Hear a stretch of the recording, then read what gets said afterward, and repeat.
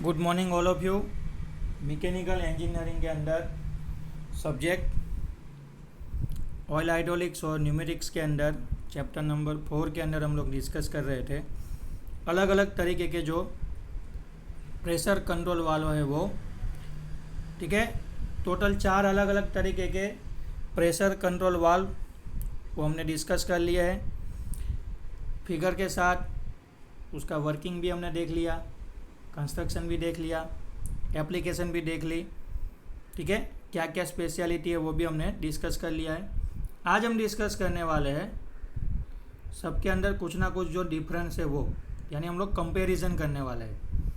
Comparison भी करने वाले हैं स्पेशली किसकी, आप लोग भी टाइटल लगाए मेरे साथ, difference between the pressure relief valve and pressure reducing valve. यानी आज हम लोग क्या करने वाले हैं, कंपैरिजन करने वाले हैं प्रेशर रिलीफ वाल्व और प्रेशर रिड्यूसिंग वाल्व का कंपैरिजन करने वाले हैं। या फिर आप ऐसा बोल सकते हैं कि डिफरेंस क्या है, प्रेशर रिलीफ वाल्व क्या है, या फिर प्रेशर रिलीफ वाल्व और प्रेशर रिड्यूसिंग वाल्व के बीच में डिफरेंस क्या है वो। चलिए स्टार्ट करते हैं। आप भी पेज क्लास नोट के अंदर एक पेज के ऊपर लेफ्ट साइड पे प्रेशर रिलीफ वाल्व और राइट साइड पे प्रेशर रिड्यूसिंग वाल्व लिख लीजिए। पूरा टेबल हम लोग बनाएंगे डिस्कशन करते करते। पहला पॉइंट है, this is NC type valve, यानी नॉर्मली क्लोज टाइप वाल्व। जहाँ जहाँ हाइड्रोलिक सिस्टम के अंदर प्रेशर रिलीफ वाल्व होगा, नॉर्मल कंडीशन में वो क्लोज रहेगा। ठीक है, सिस्टम वर्क करेगा, सिस्टम चालू होगा, बंद होगा, कोई भी कंडीशन होगा, ये वाल्व हमेशा बंद रहेगा, नॉर्मली क्लोज होगा।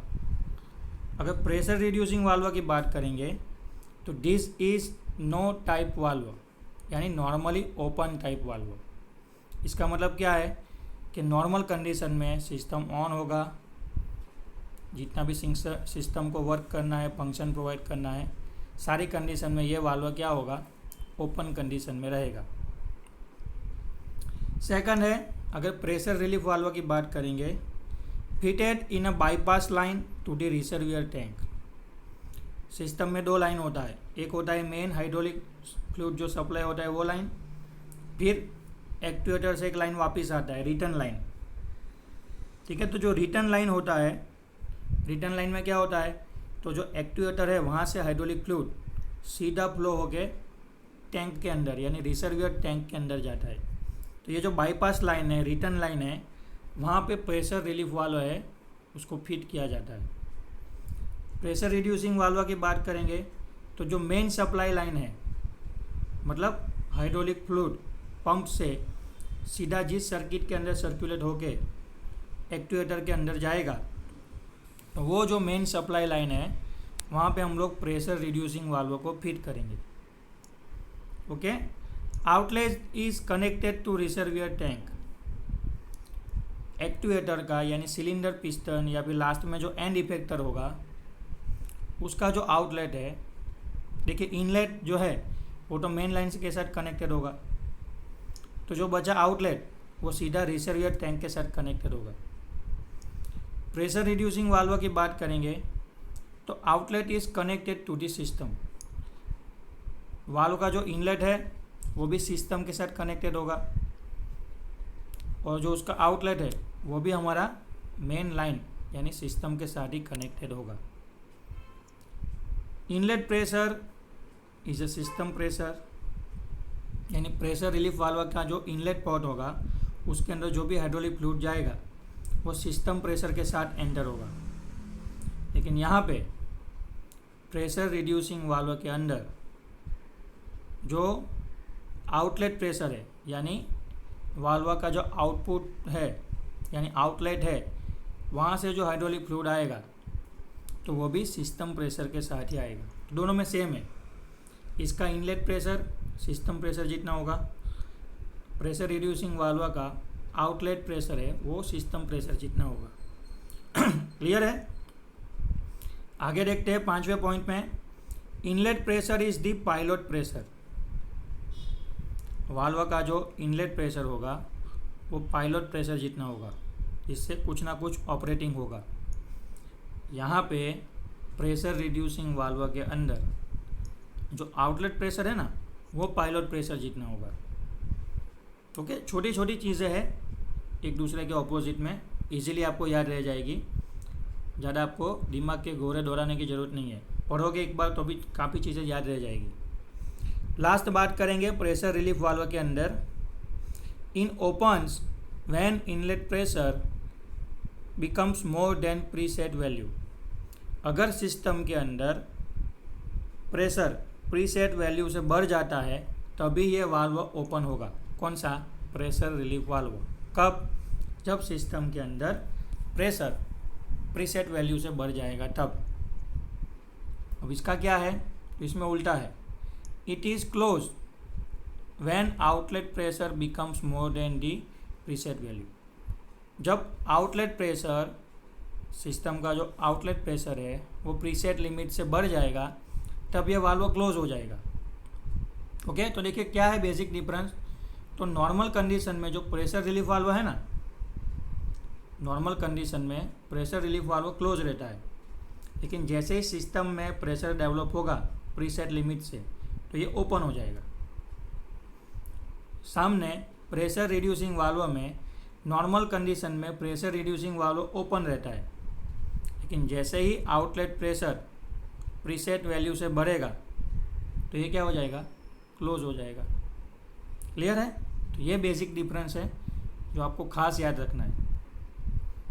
ठीक है, अब नेक्स्ट देखते हैं हम लोग। एक और कंपैरिजन दिया गया हमको टेबल के अंदर, आपको ये वापस नोट डाउन करना है, उसी पेज पे नीचे वापस लाइन बना लीजिए। इस बार हम लोग कंपैरिजन करने वाले हैं प्रेशर रिलीफ वाल्व का कंपैरिजन अनलोडिंग वाल्व के साथ। आप लोग वापस टेबल बनाइए, लेफ्ट साइड पे हम लोग लिखेंगे प्रेशर रिलीफ वाल्व और राइट साइड पे रहेगा unloading valve. Difference between the pressure relief valve and unloading valve. अब ये जो चारों के चारों वाल्व हमने डिस्कस किए ना, 4 नहीं है 3 ही है, एक प्रेशर रिलीफ वाल्व, एक प्रेशर रिड्यूस वाल्व और एक अनलोडिंग वाल्व। पहले हमने प्रेशर रिलीफ और प्रेशर रिड्यूसिंग वाल्व के बारे में डिस्कस किया।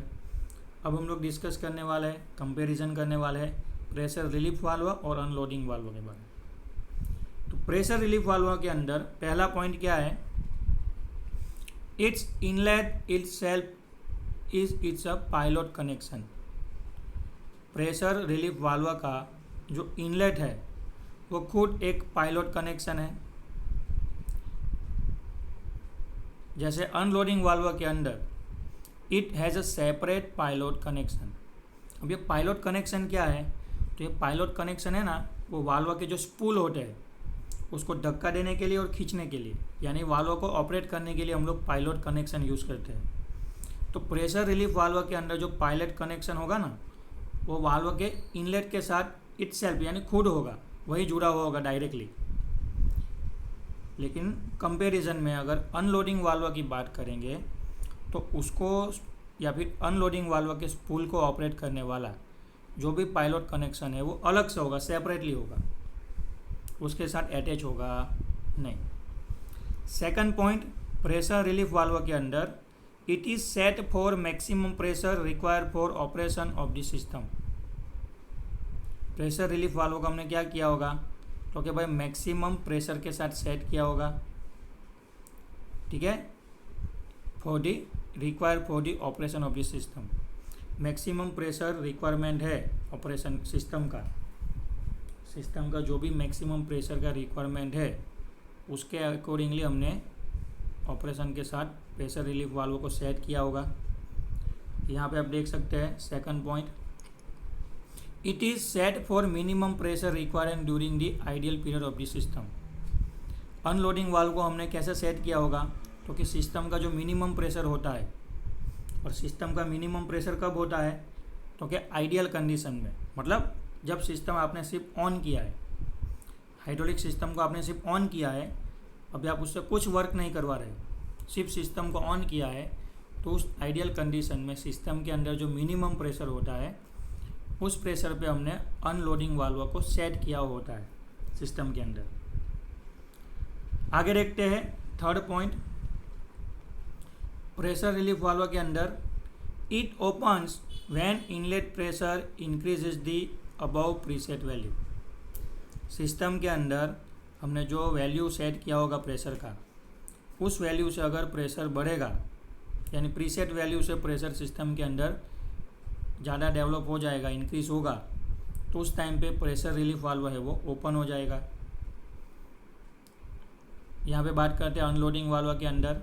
It open when the pilot pressure is minimum increases about the preset value.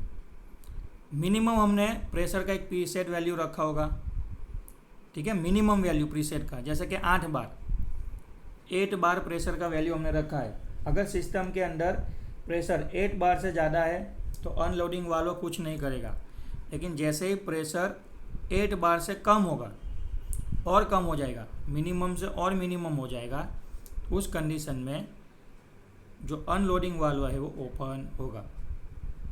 Okay, last point दिया गया है प्रेशर रिलीफ वाल्व के अंदर। It is a safety valve which avoid damage to the system component due to high pressure.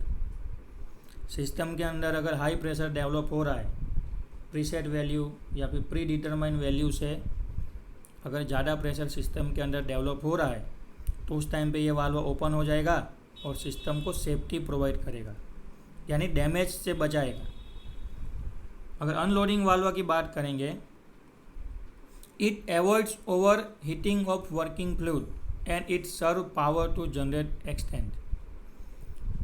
Unloading valve क्या करेगा, क्योंकि बार बार system के अंदर हाइड्रोलिक फ्लूइड जो सर्कुलेट होता रहता है या फिर उसके ऊपर जो वर्क होता है, वो जो एनर्जी गेन करता है, उससे उसका जो हीट है एंड टेम्परेचर है वो बढ़ जाता है, ठीक है।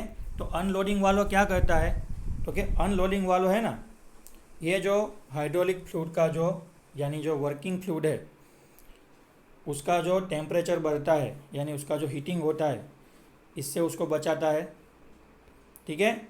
और जो ज़्यादा पावर कंज्यूम होता है इसको भी ये क्या करता है, सेव करता है। कौन सा वाल्व, अनलोडिंग वाल्व। क्लियर है। तो ये हो गया कंपैरिजन किसके बारे में, तो कि लास्ट हमने कंपैरिजन देखा pressure relief valve and unloading valve के बारे में।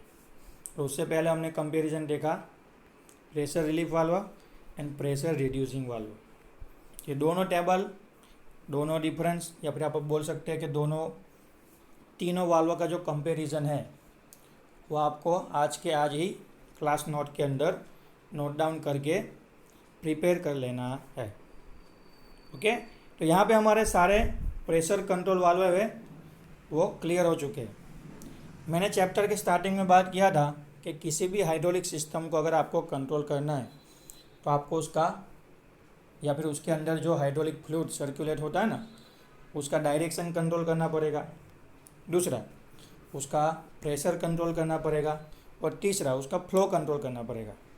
तो डायरेक्शन को कंट्रोल करने के लिए हमारे पास डायरेक्शन कंट्रोल वाल्व थे, प्रेशर को कंट्रोल करने के लिए हमने प्रेशर कंट्रोल वाल्व देख लिए।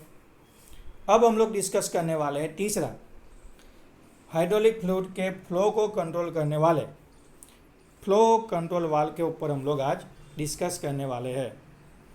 तो आप बोल सकते हैं कि जो तीसरे तरीके के वाल्व यूज़ होते हैं हाइड्रोलिक सिस्टम के अंदर, जो तीसरी कैटेगरी के या फिर थर्ड टाइप के जो कंट्रोल वाल्व यूज़ होते हैं वो है हमारे फ्लो कंट्रोल वाल्व। अब डायरेक्शन कंट्रोल वाल्व फ्लूइड की डायरेक्शन को कंट्रोल करता था, प्रेशर कंट्रोल वाल्व फ्लूइड के प्रेशर को कंट्रोल करता था। तो फ्लो कंट्रोल वाल्व क्या करेगा, तो कि हाइड्रोलिक फ्लूइड का जो भी फ्लो है उसको कंट्रोल करेगा, सही है ना। चलिए देखते हैं क्या कहते हैं डेफिनेशन के अंदर। In practice the speed of the actuator is very important in terms of the desired output and needs to be control. Actual practice में क्या होता है कि हाइड्रोलिक सिस्टम का जो एक्चुएटर होता है, हाइड्रोलिक सिस्टम का जो एक्चुएटर होता है, ठीक है, तो उसकी जो स्पीड होती है वो बहुत ही इम्पोर्टेंट है with reference to desired output. आपको जो आउटपुट चाहिए उसके अकॉर्डिंगली एक्चुएटर की स्पीड बहुत ही इम्पोर्टेंट है। तो उसको कंट्रोल करना ज़रूरी है। अब ये जो एक्चुएटर की स्पीड है उसको हम लोग कैसे कंट्रोल करेंगे, तो कि उसको कंट्रोल करने के लिए हमको हाइड्रोलिक फ्लूइड का जो फ्लो है ना उसकी स्पीड को कंट्रोल करना पड़ेगा। जितना स्पीड से हाइड्रोलिक फ्लूइड फ्लो करेगा उतना स्पीड से हमारा एक्चुएटर भी उसी स्पीड से वर्क करेगा। तो हाइड्रोलिक फ्लूइड के फ्लो को अगर हम लोग कंट्रोल कर लेंगे तो आउटपुट डिवाइस जो एक्चुएटर है उसकी स्पीड को भी हम लोग कंट्रोल कर पाएंगे। तो इसी के लिए हम लोग पढ़ने वाले हैं फ्लो कंट्रोल वाल्व। तो आज हम लोग यहीं तक रखेंगे। फ्लो कंट्रोल वाल्व के बारे में मैंने आपको बेसिक इंट्रोडक्शन दे दिया है।